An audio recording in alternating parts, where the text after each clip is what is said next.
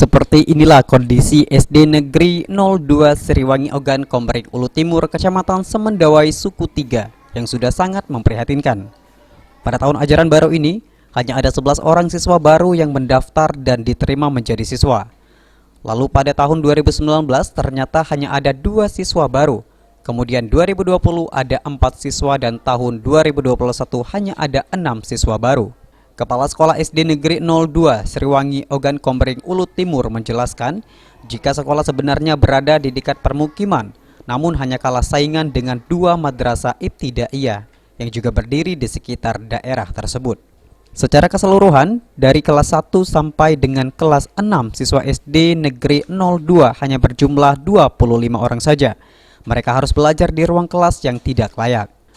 Kondisi ini menjadi perhatian bagi Dinas Pendidikan Ogan Komering Ulu Timur dan rencananya akhir tahun ini Dinas Pendidikan Ogan Komering Ulu akan melakukan rehab di sekolah SD Negeri 02. Kedua, ini memang ada sekolah sejenis yang mereka lebih mengedepankan untuk agama.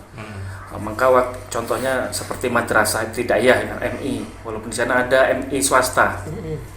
Saya panggil waktu itu Pak Taslim, saya bilang, sekolah SD 2 Sriwangi ini mau menjadi maju tergantung kepala sekolah. Saya bilang, Aji, PAL TV.